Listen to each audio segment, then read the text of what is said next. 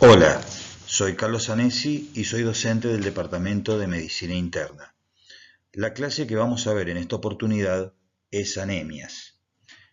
Esta entidad la han visto en distintas asignaturas los distintos años del cursado de la carrera. Es un tema sumamente prevalente, ya que 1/3 de la población mundial sufre de anemias, fundamentalmente a costa de las anemias carenciales. Se define anemia como la hemoglobina o el hematocrito menor de 2 desviaciones estándar por debajo de la media, correspondiente para la edad, el sexo, el estado fisiológico y el hábitat. Se diagnosticarán como anémicos un 2,5% de individuos normales cuando no se tiene en cuenta lo antes dicho. Y una definición, como pueden encontrar también en otros textos, es el aporte insuficiente de oxígeno por parte de la hemoglobina en determinadas condiciones. Los valores de referencia, de acuerdo a la edad y al nivel del mar, también van a depender de la edad del paciente. En los adultos, la media de la hemoglobina definida en gramos por decilitro es de 14. El límite inferior es de 12 gramos por decilitro, con una media del hematocrito de 42 y un límite inferior de 37%. En el hombre, la media es de 16 gramos por decilitro y el límite inferior es de 14 gramos por decilitro. Con respecto al hematocrito, la media está en 47% y el límite inferior en este es de 40%.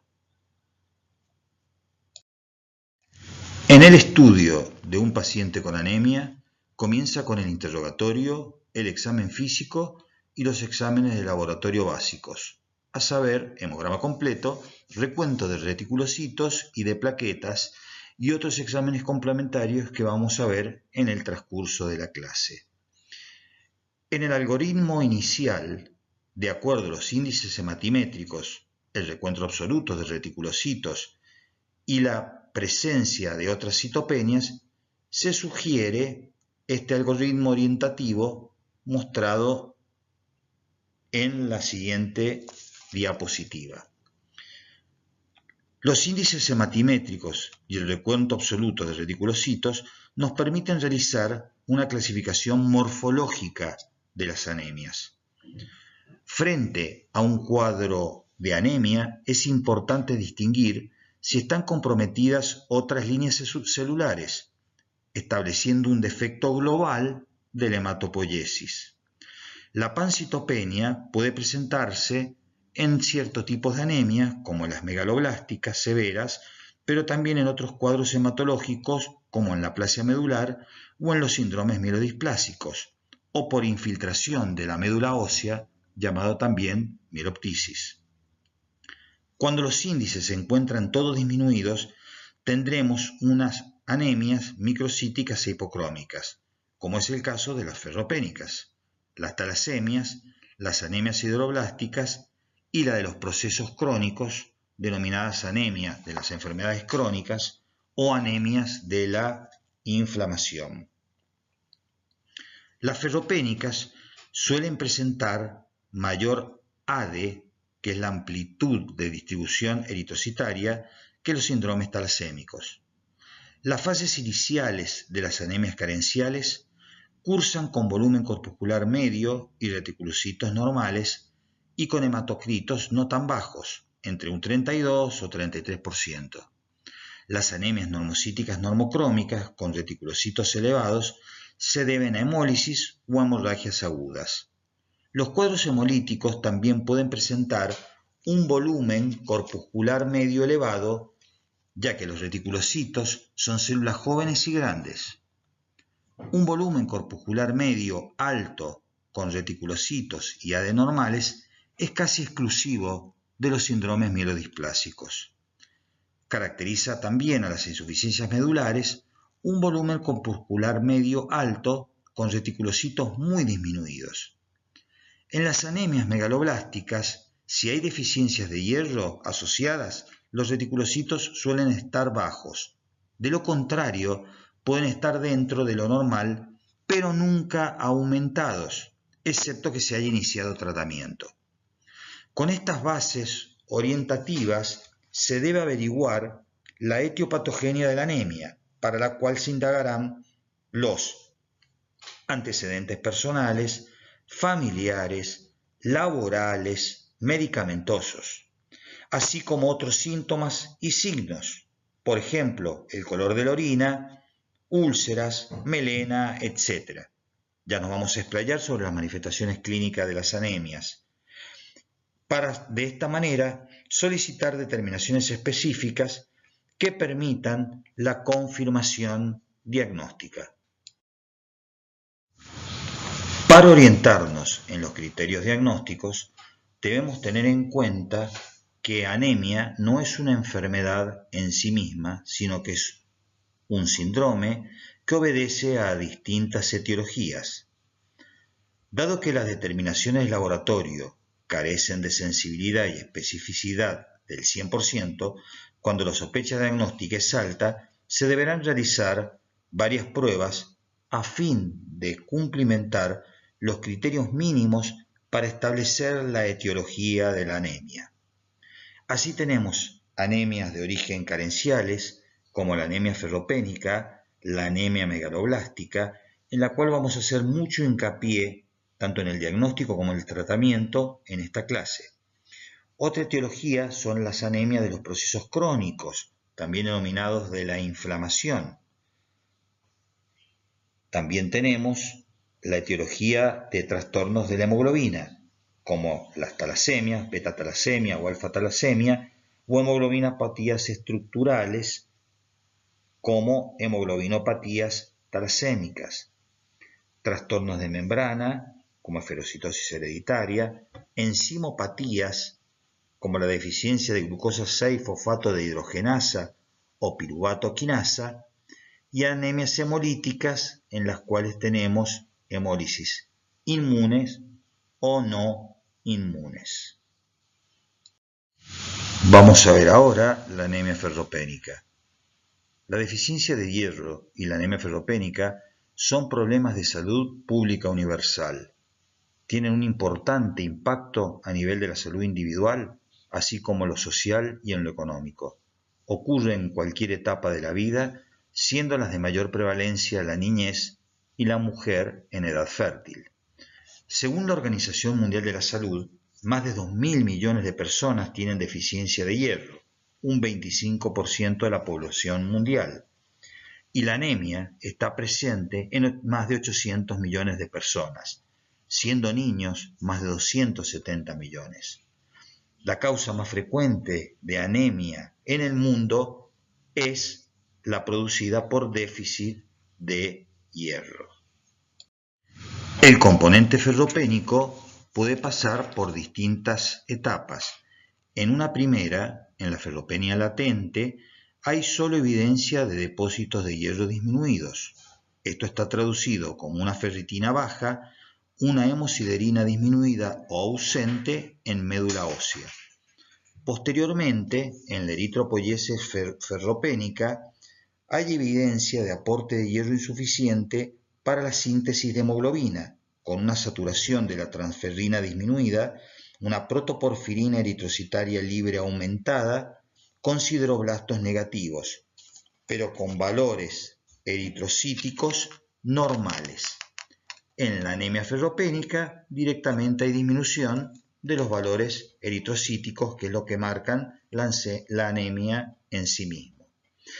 Hay un concepto de ferropenia relativa que se va a referir a una disponibilidad escasa de hierro para una eritropoiesis francamente aumentada por efecto de agentes estimulantes de la eritropoiesis, pese a una cantidad de hierro normal en los depósitos. En este slide podemos apreciar los tres estadios del componente ferropénico: la depresión de depósitos, la eritropoiesis ferropénica y la anemia ferropénica, teniendo en cuenta distintas determinaciones, como la hemoglobina, el volumen corpuscular medio, la sideremia, la saturación del porcentaje de la transferrina, la ferritina, la hemosiderina y la protoporfirina libre eritrocitaria. El diagnóstico etiológico: debemos identificar la causa del balance negativo de hierro. Por ejemplo, un aporte de hierro insuficiente para cubrir requerimientos basales. Esto se da en la mala alimentación, como una dieta vegetariana o vegana. También con la mala absorción, en la cual debemos descartar enfermedad celíaca, especialmente si la prueba terapéutica con hierro oral es negativa y con hierro parenteral es positiva. Otras entidades que debemos tener en cuenta son las pérdidas, ya sea evidentes u ocultas, fundamentalmente las digestivas, así también las proctológicas, ginecológicas, urinarias, nasales o pulmonares. Y también debemos tener en cuenta requerimientos aumentados, como en el embarazo, especialmente si estos son seguidos, o el inicio del tratamiento con cobalamina o folatos, por ejemplo en la anemia perniciosa, o eritropoyetina en los pacientes con insuficiencia renal crónica. En este slide encontrarán los ejemplos de balance negativo de hierro. Es fundamental para orientarnos al diagnóstico y podemos encontrar en la anemia ferropénica algunos elementos propios de esta etiología. En la anamnesis vamos a tener en cuenta astenia de distinta intensidad, disnea también con distintas clases funcionales, dolor torácico, un rendimiento intelectual y laboral disminuidos, pica, que es cuando el paciente tiene avidez por comer elementos como la tierra, alteraciones en trofismo de la piel y de faneras, alteraciones menstruales, cambios en el ritmo evacuatorio, cefalea. Y en el examen físico, la característica palidez mucocutánea, podemos encontrar escleróticas azules, dependiendo de la intensidad de la anemia, xerodermia, pelo seco y quebradizo, úlceras mucosas, onicolisis coeloniquia y un estado hemodinámico en el cual puede haber un aumento de la frecuencia cardíaca en reposo o con pequeñas actividades, tensión arterial alterada, disminuida y soplos cardíacos. Esto es fundamental para el diagnóstico de anemias y en este caso de anemia ferropénica es el hemograma, en el cual característicamente encontraremos anemia microcítica hipocrómica regenerativa con poiquilocitosis, en el cual hematocrito, hemoglobina, volumen corpuscular medio, hemoglobina corpuscular media, característicamente estarían disminuidos, con un ADE, una amplitud de distribución eritrocitaria aumentada, con reticulocitos bajos y plaquetas que pueden estar aumentadas. Otros estudios para confirmar anemia ferropénica es el metabolismo del hierro, en el cual solicitaríamos sideremia, TIBC, porcentaje de saturación de la transferrina y ferritina, como así también el receptor soluble de la transferrina. Nuevos autoanalizadores hacen la determinación de la hemoglobina reticulocitaria, en la cual estaría para anemia ferropénica por debajo de 27.5 picogramos si es que no coexiste con un componente talasémico. Hemosiderina, en el caso de que se realice una punción de médula ósea, la determinación de la función renal, LDH, y electroforesis de hemoglobina para la determinación de talasemias. En este slide le menciono algunas situaciones diagnósticas especiales. Una ferremia o sideremia normal es un dato de poco peso, ya que puede tener mucha variabilidad analítica, tanto por la toma de la muestra como por su procesamiento. La determinación de TBC es indicativa de la avidez del organismo por el hierro y está aumentado en el componente ferropénico y normal a normal bajo en el componente inflamatorio. La ferritina es una proteína en la cual se encuentra característicamente aumentado en procesos inflamatorios, por lo que una ferritina normal o alta no descarta componente ferropénico. Frente a un perfil de hierro dudoso, la presencia de una sintomatología asténica o de microcitosis pueden ser sugestivas de ferropenia.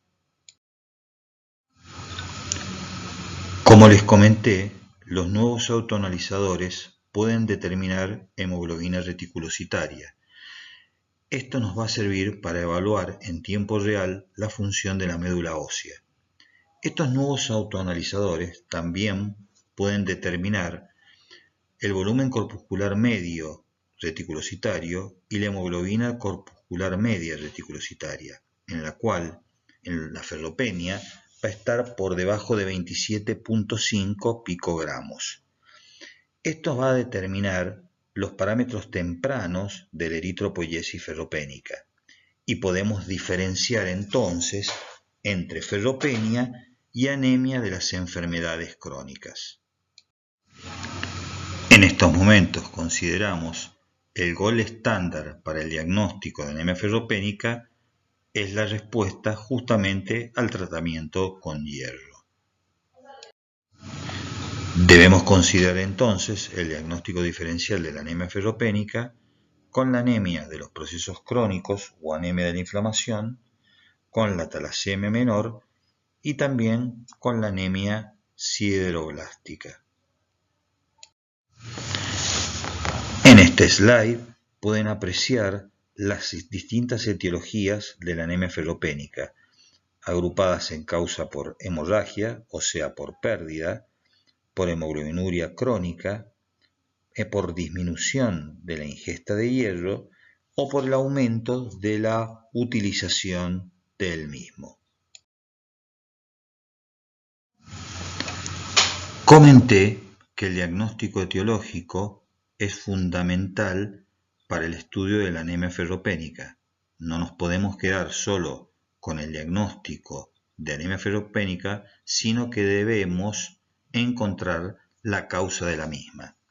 Y para eso nos vamos a valer de distintas especialidades. Así, el gastroenterólogo lo vamos a utilizar para los estudios endoscópicos de aparato digestivo o para la utilización de la endocápsula. El ginecólogo para el examen de la paciente o para una ecografía ginecológica. El especialista en imágenes para la ecografía también y estudios de medicina nuclear. Y el hemodinamista en el caso que tengamos que hacer arteriografía.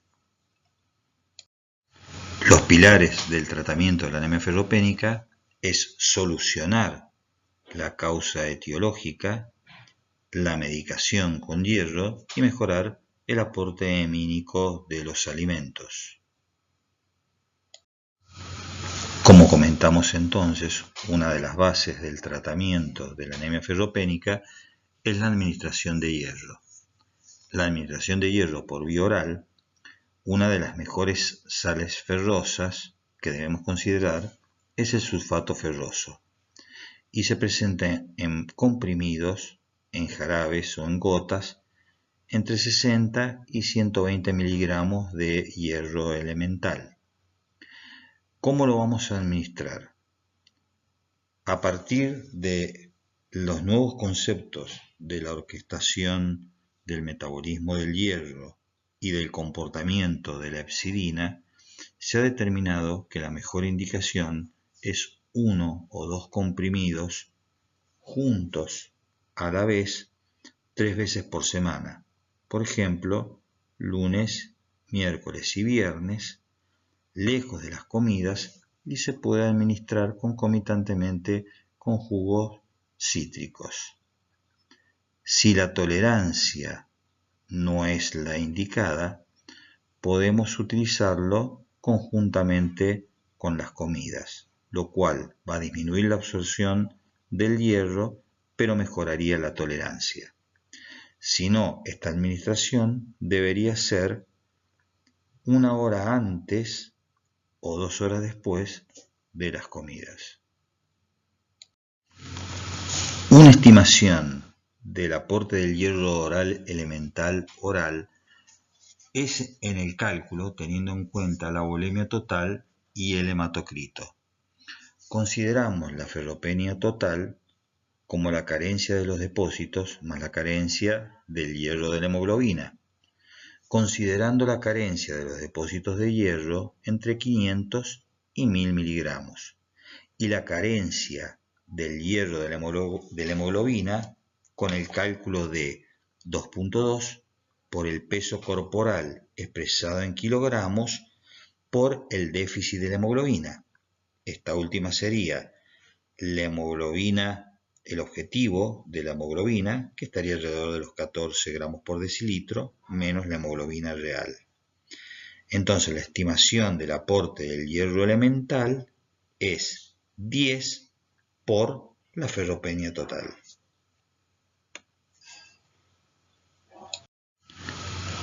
Para la utilización del hierro endovenoso, las dos formas más efectivas son el hierro carboximaltosa y el hierro isomaltosa. El carboximaltosa vienen en dosis de 500 miligramos en ampollas de 10 mililitros o de 1000 miligramos en ampollas de 20 mililitros. La forma de administrarlas es la siguiente.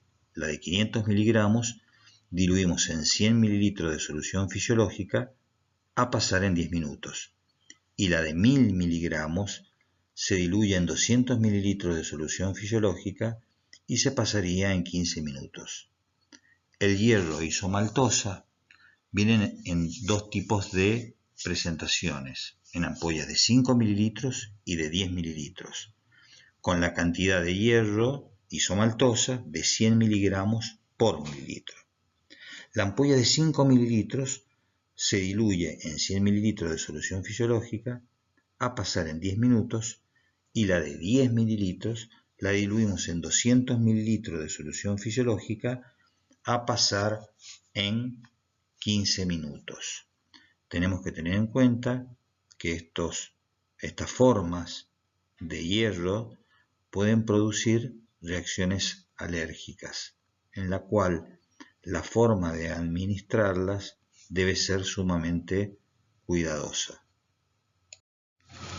Las indicaciones del tratamiento endovenoso con hierro son la ferropenia absoluta, la intolerancia a la administración de hierro por vía oral, los déficits absortivos, la elección del paciente, la ferropenia que no corrige con hierro vía oral, programas de autotransfusión, la administración de agentes estimulantes de la eritropoyesis, como la eritropoyetina, el embarazo en el tercer trimestre frente a ferropenia severa y en el puerperio si hubo pérdidas importantes en el parto. De modo que, ¿qué esperaríamos con el tratamiento con hierro? A los 2 o 4 días habría aumento de la hemoglobina corpuscular media reticulocitaria, si es que se puede determinar. Antes de la semana hay mejoría de los síntomas. A la semana podemos encontrar un pico reticulocitario. Entre las 3 y la cuarta semana, mejoría de los valores eritrocíticos. A los 2 o 3 meses, mejoría de los índices eritrocíticos. Entre la tercera y la 12ª semana habría presencia de la doble población eritrocitaria, microcítica en descenso y normocítica en ascenso, evidenciable por el frotis en el hemograma. Y a los 4 meses habría en general la corrección total de los valores y de los índices eritrocitarios. Ahora les propongo que veamos la anemia por déficit de vitamina B12 y de ácido fólico. Con respecto a las carencias de las mismas, las bacterias del tubo digestivo de los animales herbívoros van a sintetizar la vitamina B12 y la suministran a sus anfitriones, que a su vez la transfieren a los seres humanos en la carne. No hay vitamina B12 en los productos vegetales. Las plantas van a sintetizar el ácido fólico y lo suministran al ser humano en las frutas y las verduras crudas e indirectamente a través de la carne de los animales herbívoros. En este cuadro se observa la síntesis de ADN a partir de la vitamina B12 y del ácido fólico de la dieta. Hay diversas causas de carencia de vitamina B12. Entre ellas están las digestivas. Dentro de estas encontramos la atrofia gástrica con acloridria y carencia de factor intrínseco. Esta es la responsable de la anemia perniciosa. Además encontramos la cirugía bariátrica, la gastrectomía, la derivación gástrica, la resección de hilio terminal, la enfermedad celíaca extensa, la enfermedad de Crohn de estómago, el sobrecrecimiento bacteriano en intestino delgado, el síndrome de Zollinger-Ellison, la insuficiencia pancreática, el VIH y algunas parasitosis. Entre los fármacos, la metformina y los inhibidores de la bomba de protones. Hay un aumento de utilización en el embarazo, hay causas dietéticas, como el vegetarianismo estricto, y después causas poco frecuentes, como algunos trastornos genéticos, como la carencia congénita del factor intrínseco, los defectos de los receptores del factor intrínseco y la cobalamina, la alteración del transporte plasmático de cobalamina y errores en el metabolismo intracelular de la cobalamina. Dentro de las carencias de ácido fólico encontramos las causas dietéticas, entre ellas la falta de consumo de verduras frescas. Dentro de las enfermedades digestivas, la enfermedad celíaca, el esclerotropical, la resección del intestino delgado, la enfermedad de Crohn, la derivación enterohepática, el linfoma extraganglionar, o sea, el linfoma intestinal, y la amiloidosis. Dentro de los fármacos, por interferencia con el ácido fólico, encontramos el metotrexato, la pirimetamina, la trimetroprima sulfametoxazol, el triamtireno y los anticonvulsivantes como la fenitoína, carbamazepina y fenobarbital. Otra causa importante y frecuente en nuestro medio es el alcoholismo. Y por aumento de la utilización o pérdida, encontramos el embarazo, la hemólisis crónica, la dermatitis exfoliativa y la hemodiálisis. Dentro de la presentación clínica, ambas anemias pueden tener síntomas y signos comunes. Los síntomas de la anemia megaloblástica son de instalación lenta e insidiosa. Habitualmente la resistencia física de los pacientes es superior a lo esperado en relación con la concentración de hemoglobina. Los síntomas y signos propios de la anemia megaloblástica deben distinguirse de lo que acompañan a las afecciones que las causan. El compromiso neurológico, el compromiso de la sensibilidad profunda a las vibraciones y posiciones segmentarias que comienza manifestándose en los miembros inferiores, es característico del síndrome de degeneración combinada subaguda de los cordones posterolaterales de la médula espinal. Esta alteración es propia de la enfermedad megaloblástica por deficiencia de vitamina B12 y puede verse en pacientes incluso sin anemias. Dentro del impacto hematológico, característico es la macrocitosis, aunque puede, además de la macrocitosis, puede observarse un componente normo o microcítico si se acompaña de ferropenia o talasemia. También es característico la pancitopenia, o sea, además de la anemia, la disminución de la serie blanca y de las plaquetas. Sobre las causas digestivas debidas a hipoabsorción se pueden presentar pérdida de peso, diarrea y dolor abdominal, y de las reproductivas, la infertilidad y el aborto. En esta tabla podemos encontrar algunas determinaciones o hallazgos de laboratorio en distintas situaciones. Es importante destacar que la compleja tecnología necesaria para realizar las determinaciones de ácido metilmalónico hacen que las mismas no estén al alcance de los laboratorios generales. Repasamos algunas causas de macrocitosis con o sin anemia. Por ejemplo, algunos fármacos como quimioterápicos. Acá encontramos el metotrexato, hidroxiurea, citarabina, azatioprina.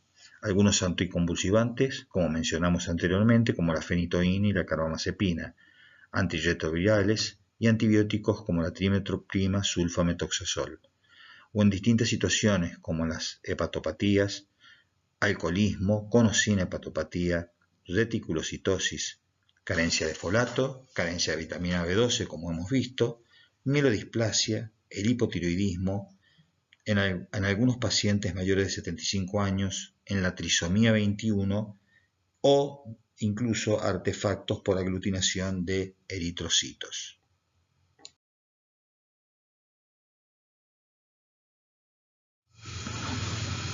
En esta tabla encontramos algunas determinaciones que nos pueden acercar al diagnóstico de la anemia por déficit de ácido fólico o de vitamina B12. Tengamos en cuenta, con respecto al ácido metilmalónico, que puede estar influenciado en ciertas situaciones clínicas, como la insuficiencia renal crónica, el embarazo o la contracción de volumen, y que la homocisteína se puede ver alterada en el trastorno de la metilente tetrahidrofolato reductasa homocigota, también en la insuficiencia renal crónica, en el hipotiroidismo y en el paciente en el cual es tratado con niacina o con levodopa, también en la contracción de volumen. Con respecto al tratamiento, los objetivos son prevenir las complicaciones graves como la insuficiencia cardíaca, la hipopotasemia, las alteraciones neurológicas y psiquiátricas y corregir la anemia, leucopenia y trombocitopenia. Minimizar y lograr la curación, si fuera posible, de las alteraciones o afecciones que son la causa de la anemia megaloblástica y sus complicaciones. El tratamiento de la megaloblastosis se basa en la administración de las vitaminas apropiadas cuya deficiencia o alteración metabólica es la causa. Hay distintas preparaciones farmacéuticas efectivas que pueden contener hidroxicobalamina o cianocobalamina, que esta última no es fisiológica. Y con respecto al ácido fólico, podemos encontrar como ácido fólico o el ácido folínico, también denominado leucoborina. La administración se va a hacer por vía oral o por vía parenteral cuando la absorción intestinal esté comprometida. Una situación importante es que no debe administrarse ácido fólico o ácido folínico sin vitamina B12 a pacientes en los que no se ha descartado previamente la deficiencia de vitamina B12, por el riesgo de desencadenar o agravar un síndrome de degeneración combinada subaguda de la médula espinal, como es la amilosis funicular. Si fuese necesario comenzar el tratamiento con urgencia, se debe tomar las muestras de sangre, puede ser la de médula ósea y orina para el estudio, y administramos hidroxicobalamina y leucoborina por vía parenteral. Se puede suplementar con potasio, oral o parenteral, si no hay contraindicación, especialmente en pacientes de edad avanzada. En el caso del tratamiento con vitamina B12, este puede ser diagnóstico. Si hay respuesta a la administración de vitamina B12, confirmamos el diagnóstico de déficit de esta vitamina. El requerimiento fisiológico diario de vitamina B12 es de 5 microgramos. Las preparaciones farmacéuticas contienen cantidades mucho más altas y por lo general en combinación con otras vitaminas. La administración es oral o parenteral en forma diaria, semanal o mensual, según la patología y la respuesta al tratamiento. Hay una preparación con cianocobalamina de 1 miligramo por comprimido y otra entre 5 y 10 miligramos por ampolla para administración parenteral. En los pacientes con anemia perniciosa esencial se aconseja administrar 100 microgramos por semana intramuscular por 4 semanas. Posteriormente 100 microgramos cada 15 días intramuscular por 2 dosis y posteriormente 100 microgramos cada 4 a 6 meses durante toda la vida. El requerimiento fisiológico diario de folato es de 400 microgramos. Existen preparaciones farmacéuticas de 1, 5 y 10 miligramos por comprimido. Hay una preparación de ácido fólico de 15 miligramos en una ampolla separada de otra que contiene otras vitaminas del grupo B. El ácido folínico para el tratamiento de la anemia megaloblástica por interferencia medicamentosa o por defecto de la dihidrofolato reductasa se administra por vía parenteral en dosis de 5 miligramos 2 veces por semana. Las preparaciones farmacéuticas contienen 15 miligramos por comprimido, cuya absorción intestinal es irregular, y 50 miligramos para administración parenteral. La duración del tratamiento depende de la afección que provocó la deficiencia. En la anemia perniciosa esencial, el tratamiento con vitamina B12, como comentamos, es de por vida. En la megaloblastosis por deficiente aporte alimentario, el tratamiento farmacológico se hará hasta conseguir la normalización de la dieta. Con respecto a la respuesta a la corrección con vitamina B12, los cambios mentales y la glositis mejoran casi inmediatamente después del inicio del aporte. A los 4 o 5 días o a los 7 días presentan el pico reticulocitario que puede aumentar aún más el volumen corpuscular medio. Después aumentaría la hemoglobina. Las alteraciones neuropáticas, como ya mencionamos, como las parestesias, mejoran a lo largo de varios meses, aunque es posible que nunca desaparezcan por completo si son de larga evolución. Con esto damos por terminada la clase. A manera de resumen, definimos el concepto de anemia, vimos el algoritmo del estudio de las mismas, hicimos referencia al diagnóstico y diagnóstico diferencial de las anemias microcíticas e hipocrómicas, evaluamos los criterios diagnósticos e hicimos hincapié en la anemia ferropénica y en las anemias carenciales por déficit de vitamina B12 y ácido fólico, viendo las etiologías de las mismas, los elementos diagnósticos y el tratamiento de este tipo de anemias. Muchas gracias.